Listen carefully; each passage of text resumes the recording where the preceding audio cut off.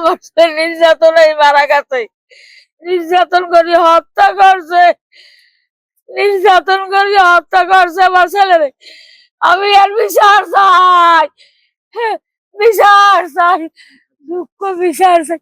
যতটুকু শুনছি যে সে মারা গেছে।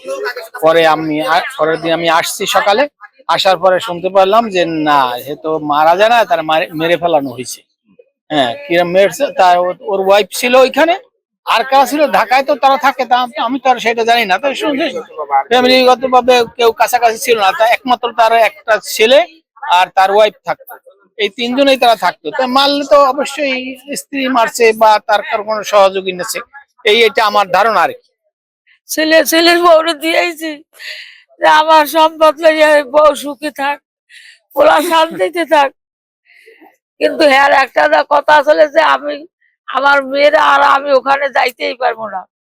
আর হে কিনখানে আর এই শুনছি যে জায়গা লইয়া ওখানে ছেলের নামে জমি দিলাম, এই জমি নেওয়ার জন্য হে খুবই করছে।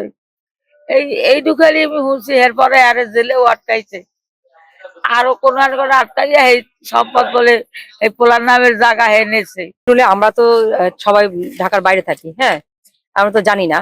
তো আমাদের ওখান থেকে বলা হয়েছে সে মারা গিয়েছে। হ্যাঁ, আর আমরা তো বলছি যে মেডিকেল বা পুলিশ রিপোর্ট করেন, তারা তা করেনি। তারপর আমরা এলাকাবাসী বলে দিয়েছি। আমার বোন, ছোট বোন গেছে, সে যাওয়ার আগেই তাকে গোসল করে আপনার জানাজা পড়াতে নিয়ে গেছে। সে আমার বোন যে পাইনি। তো এলাকার মারফতে একজন সে সন্দেহ মনে করেছে, যারা গোসল করাইছে তারা ওই ছবিগুলো তুলে রেখেছে। আমরা তো ওটা জানতাম না। যখন ছবি তোলার পর গোপন মাধ্যমে দেওয়া হয়েছে, বিশ্বস্ত মাধ্যমে অনেক একজন বলেছে যে তাকে 2 মাস আগে জেলখানায় ভরা হয়েছে এবং কি তার কাছে সম্পদ নিয়ে গেছে। আমরা সত্যটা কতটুকু আমরা তা জানি না। এবং আসার পরও আমরা দেখতে পাই এটা আমরা কেন সন্দেহটা আরো হয়েছে, যখন আমরা মুখ দেখতে চেয়েছি, মুখ দেখতে দেয়নি, বলছে সরাসরি জানাজা পড়ে দাফন করা হোক। এটা কেমন কথা? দেখ, মা বা আমরা বোন, আমাদের দেখার অধিকার আছে বা এলাকাবাসীর দেখার অধিকার আছে। কে বলেছে এই কথাটা যদি একটু বলতেন? তা আমাদের ভাই শ্বশুর বাড়ি পক্ষ তারা, এবং আমার ভাইয়ের বউ তো সরাসরি বলেছে যে লাশকে কষ্ট দেওয়া হচ্ছে, কষ্ট দেওয়া হচ্ছে। তো তখন এই নিয়ে সে সিনক্রেট করা শুরু করেছে। মুখ দেখার পর যখন আমার মনে হলো যে না, এটা অস্বাভাবিক, তখনই আমরা বলছি না, আমাকে পোস্টমর্টেম করতে হবে, আমরা এটা অস্বাভাবিক। যখন আবার ছবিগুলো পরবর্তীতে পেয়েছি, তখন তো আরো সন্দেহ আমাদের গাঢ় হয়। এবং ওইখানে হয়েছে। তারপর আমরা বহু সিনক্রেট করেছি এখানে। সিনক্রেট করে অনেক কষ্ট করে আমরা থানায় নিয়েছি। থানায় যেও তারা এখান থেকে পরে পালিয়ে যায়। থানায় যে আমাদের নামে মিথ্যা অভিযোগ দিচ্ছে যে আমার স্বামীকে তারা দাফন দিতে দিচ্ছে না, আরো বিভিন্ন অভিযোগ দিচ্ছে। তো সেখানে গিয়েও তারা সিনক্রেট করছে, এবং ওই সিনক্রেট করার পর তারা পুলিশের কাছে টাকা দিয়ে আবার তারা পালিয়ে গেছে। টাকা দিচ্ছে কি আমি জানি না, মনে হয় তারা পালাই গেছে। পরবর্তী আবার সকালবেলা আসছে, সকালবেলা এসে আবার সিনক্রেট করতে আমরা লাস্টটাকে আমরা নিয়ে আসছি, একইভাবে ফেলে রেখেছে। আমি এইরকম বিভিন্ন ধরনের বাজে বাজে কথা বলছি। কার বিরুদ্ধে, কে হত্যা আমরা তো জানি না। ওখানে যেহেতু আমার ভাই ভাবি থাকতো, তার বাচ্চারা থাকতো, বাচ্চারা তো ছোট। তার আগের রাতে শুনেছি তার জ্যাঠানি থাকতো, হ্যাঁ, জ্যাঠানির ছেলে ছিল। এবং তার কোনো ভাই ছিল মনে হয়, সুজন নামে কেউ মনে হয় ছিল সম্ভবত, আমি এটা শিওর না। কিন্তু জ্যাঠানি ছিল, বড় জ্যাঠানি ছিল, এবং তার ছেলে ছিল, বড় ছেলে ছিল। চাই তার ন্যায্যটা সে পাক। তার যে স্বাভাবিক অস্বাভাবিক কোনো মানে সবকিছুই বোঝা যায়, স্বাভাবিক কোনো মৃত্যু তার হয়নি। আর আমরা ওখানে ছিলাম না, কোনো পোস্টমর্টমের কোনো রিপোর্ট এখনো আসে নাই। আসলে না আমরা বুঝতে পারবো আসলে সেখানে যারা ছিল তারাই তো কেউ না কেউ সে তো কিছু জানেই। আর ওয়াইফের সাথে তার প্রায় ঝগড়া লাগতো, শ্বশুরের মানুষের সাথে তার প্রায় হইতো। কিন্তু আমাদের কাছ থেকে আমার ভাই প্রায় বিগত প্রায় 6-7 বছরের মতো হয়েছে আমাদের কাছ থেকে তার আলাদা। আমার মা দক্ষিণ খান বাসায় আমাদের ছিল, আমার মাকেও তারা এরকম বিয়ে করছে, বহুত রকমের কাহিনী করছে। এখন বিষয়টা হলো তার মৃত্যু যে স্বাভাবিক না, পোস্টমর্টম রিপোর্টের পরে বোঝা যাবে। কিন্তু আমরা তো কিছুটা বুঝি আসলে কি থেকে কি হতে পারে। তার শরীরে যেহেতু চিহ্ন পাওয়া গেছে, আমরা চাই এটা বের করে সুষ্ঠুভাবে এটা বের হোক।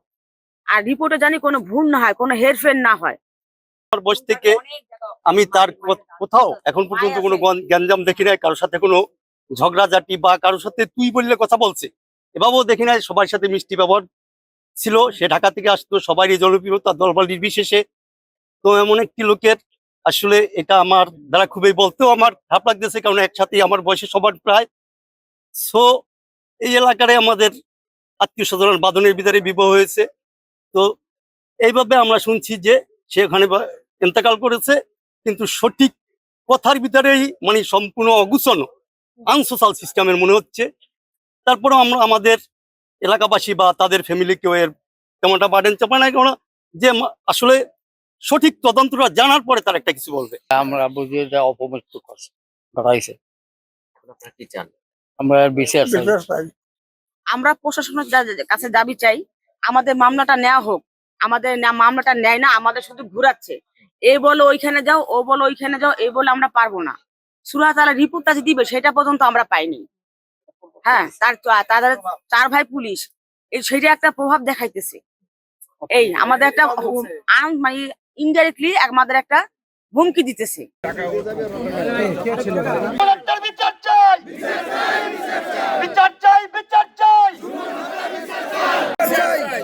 এই খুনের সুষ্ঠু তদন্তের বিচার চাই আমরা। সঠিক তদন্ত অনুযায়ী আমরা বিচার চাই।